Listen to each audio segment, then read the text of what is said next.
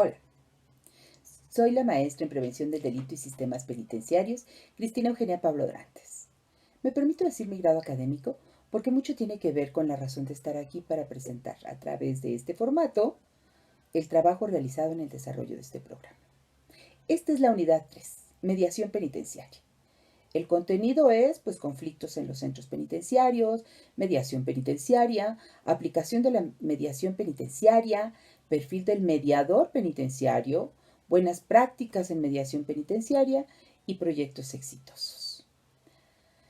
La verdad es que hablar del sistema penitenciario es mi pasión. Me considero humanista, creo en el ser humano. Y estudiar y trabajar en el sistema ha desarrollado en mi persona y en el ejercicio profesional el conocimiento más a fondo del ser humano.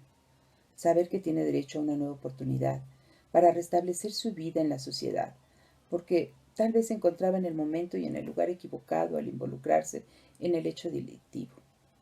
Es verdad que no todos los casos son iguales. Lamentablemente, la violencia y delincuencia en nuestro país ha crecido de una forma exponencial. Es verdad que no existen políticas públicas serias en materia de prevención del delito. Es cierto que no hay voluntad política para atender este gran problema, que es multifactorial. Por lo cual, también es verdad que no toda la criminalidad tiene la misma etiología. Por eso hemos llegado a tener cada día más prisiones. Hemos llegado a tener hasta de máxima seguridad. Es más, en el sexenio de Felipe Calderón, donde por cierto Genaro García Luna tuvo gran influencia, se comenzó la construcción de un centro penitenciario de super máxima seguridad en el estado de Veracruz. Y siempre pensando solamente en los reos, como ahora les llaman PPL, es decir, personas privadas de la libertad. En la actualidad tenemos 17 penales federales y solamente uno de ellos es de mediana peligrosidad, pero no hay de mínima peligrosidad. Anteriormente, solamente se contaba con la colonia penal Las Islas Marías, que era el único lugar de inserción de los penales federales, pues en un tiempo se consideró de máxima peligrosidad, dado que los custodios pues eran los tiburones y era muy difícil fugarse de ese lugar.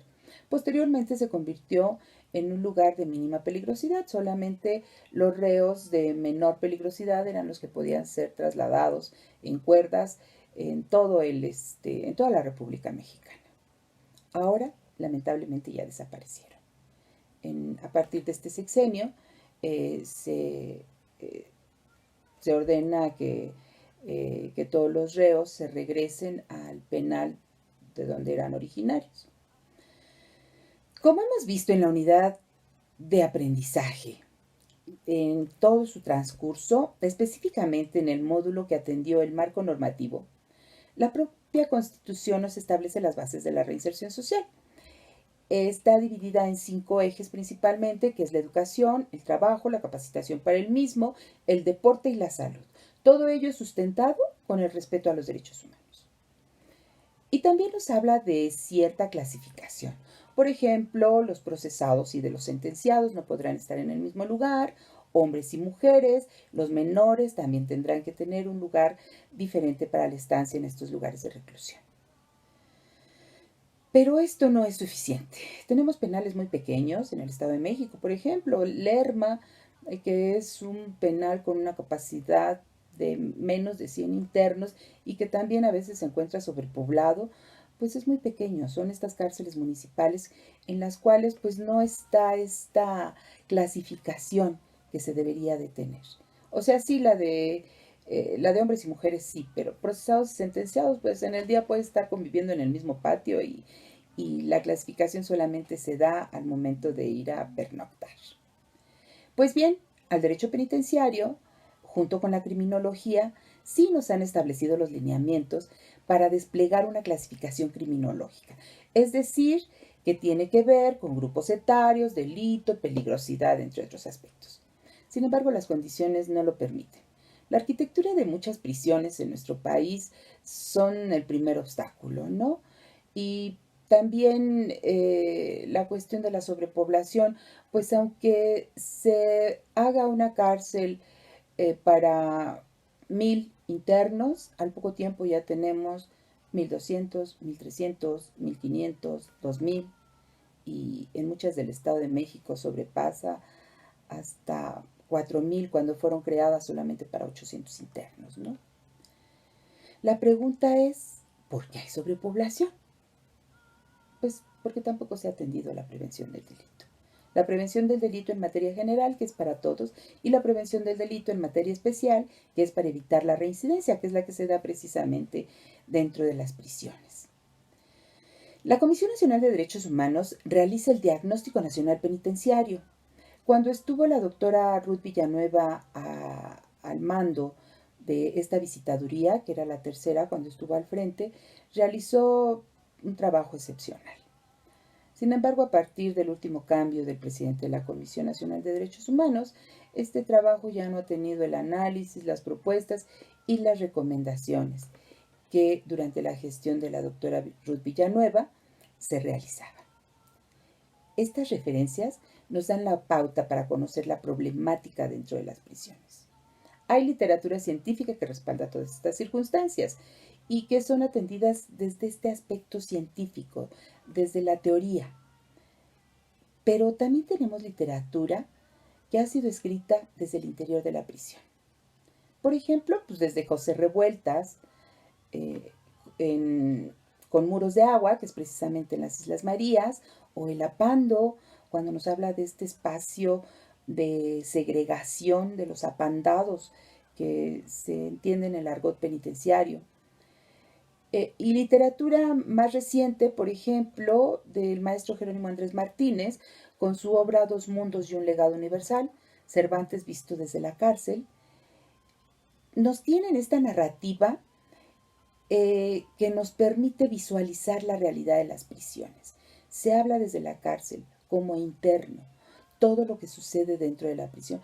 También tenemos obras de cine, la más reciente que estuvo prohibida durante mucho tiempo, que es La Cuarta Compañía, en donde se ve la realidad de cómo es la vida en las prisiones. El Estado de México tiene un gran trayecto en materia penitenciaria. Tan es así que en los años 60, con el doctor Sergio García Ramírez, se tuvo con Almoloya de Juárez la mejor prisión de América Latina. Juan Pablo de Tavira y Noriega, primer director del Ceferezo número 1, también ubicado en Almoloya, o sea, el Centro Federal de Readaptación Social, que se involucró desde la construcción hasta que por ello, por ser el cuidador de gente peligrosa, tuvo un atentado. Sobrevivió, pero años más tarde lograron su objetivo y lo mataron ya cuando no trabajaba en el ámbito, en el sistema penitenciario. También tenemos grandes personajes que han dado su alma y su corazón en el servicio público, como la doctora Emma Mendoza Bremaus, en paz descanse, doña Julia Sabido, socióloga, Hilda Marchiori, argentina, que estuvo trabajando con don Sergio García Ramírez aquí en el Estado de México, Antonio Sánchez Galindo, todos ellos dieron realce a esa época de oro, llamémosle así, del sistema penitenciario. En la actualidad tenemos un gran estudioso del tema, precisamente de la mediación en el ámbito penitenciario, con grandes casos de éxito, ¿sí? Como lo es el doctor Jorge Pesqueira Leal. Él ha trabajado en Sonora, donde desde hace más de 20 años comenzó con un movimiento mediador, primeramente a través de la sociedad civil, y trascendió de tal forma que lleva la mediación a las áreas de prisiones, realizándolo con congresos nacionales, mundiales, iniciados desde el 2001, que fue el primero en México, y luego en países de 3 continentes. Todo esto fue idea del doctor Jorge. Así pues, vamos a conocer en este trayecto cómo se gesta una problemática. Decíamos, hay cuestiones que no se pueden mediar, como lo sabemos, con gente en libertad, y para eso tenemos un sistema jurídico. Pero hay situaciones que se pueden mediar. Podemos entrar a una visita a cualquier penal, un sábado o un domingo que hay visita familiar, y que vemos cierta armonía dentro de las prisiones. los internos, los PPLs, como les llaman ahora, pues son personas muy vulnerables al conflicto. Hay veces que no tienen comunicación con su familia, ya sea porque los han olvidado o ya sea porque es una forma de castigo. ¿Cómo va a interferir la mediación dentro de las prisiones? Pues a solucionar estos conflictos. Hay internos que son olvidados por su familia. Hay internos que por su situación económica no tienen quien los visite. Recuerdo una vez que llevé a mis alumnos al penal de Almoloya y estaba afuera una anciana como de unos 70 años, muy preocupada, muy triste. Sí me acerqué y le pregunté, ¿qué le pasa, señora? Pues es que quiero ver a mi hijo. Lo que pasa es que perdí mi identificación para poder ingresar y estoy esperando a la trabajadora social. ¿De dónde viene, señora? De Temuaya. Pero pues perdí mi credencial, vine a ver si me dejaban pasar la trabajadora social y bueno, aquí los custodios me dijeron que no. Tuve que regresar a Temuaya. ¿Cuánto se gasta en pasajes? La señora no tiene los recursos para ir. Y le pidieron que tenía que saber otra credencial, que tenía que llevar otras fotografías. Pues en lo que consiguió para tomarse las fotografías, tener de nueva cuenta para el pasaje, pues pasaron 2 meses. Y el día que llegó ya con sus documentos de nueva cuenta, la trabajadora social no se encontraba. Se tuvo que regresar de nueva cuenta a su pueblo. Estamos hablando de tal vez una distancia corta, ¿sí? Pero es una señora que no tiene los recursos.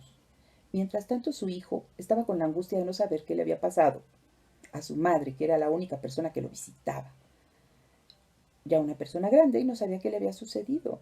Si a la señora le sucede algo en el trayecto, pues él tampoco lo va a conocer. Entonces son personas muy vulnerables. Hay muchos conflictos, independientemente de lo que suceda.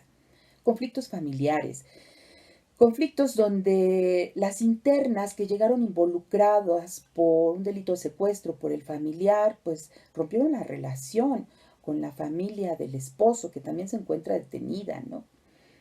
Y después resultó que ya estaba embarazada de otro, y caray, pues si estás en la cárcel y tu pareja, no, pues le dejé de hablar. ¿Pero qué pasó entonces? Pues es que conocí a otro interno. A ver, espérame. También la visita conyugal está controlada. ¿Por qué te embarazaste?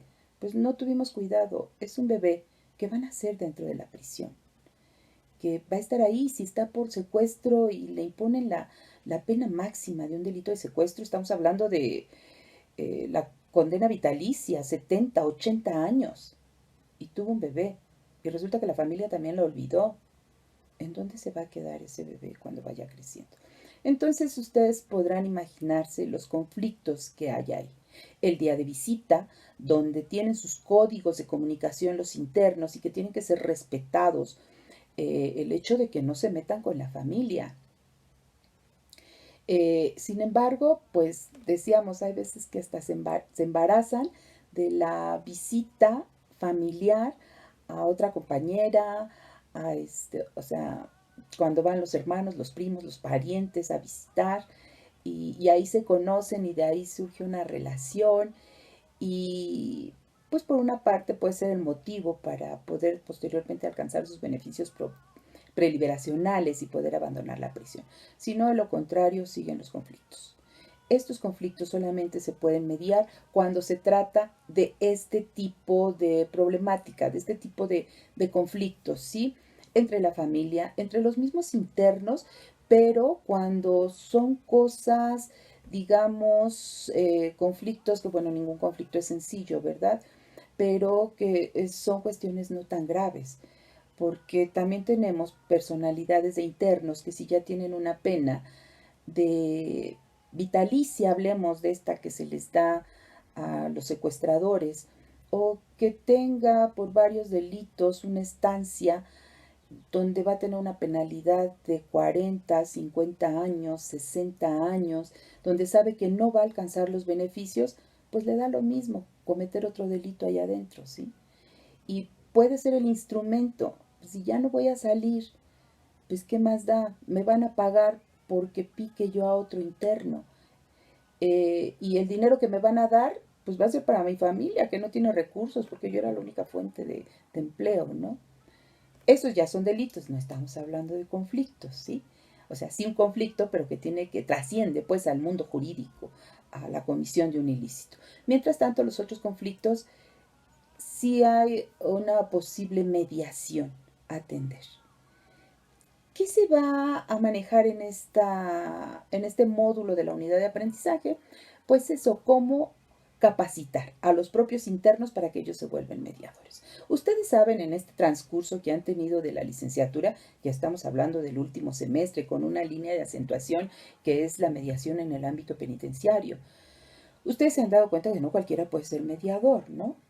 Ustedes tienen un perfil específico para poder ser mediadores. Pero ahora se van a encargar de manejar esa mediación en la prisión. Por eso el temario desglosa un tema del perfil del mediador. Los propios internos que van a replicar esa mediación, son aquellos que tienen este perfil. Pero en la cárcel es muy difícil manejar esta personalidad. ¿Por qué? Pues porque siempre están a la defensiva, porque tienen que tener cierta resiliencia para poder manejar sus propios conflictos y después poder mediar los conflictos de los demás. Es una personalidad específica. Sí los hay, claro que se da, sí es posible la mediación, pero hay que atender otras cuestiones muy importantes. Aquí lo esencial sería que le entraran al ruedo, ¿no? Que el mediador sea el que conozca las vivencias de los internos, sin poner en riesgo. Una cuestión que se aprende dentro del sistema carcelario es con la que inicié esta charla, ¿sí? Es que somos humanistas, que no tenemos que perder de vista que en la prisión está el ser humano. El delito, como decía Beccaria, se queda en el juzgado.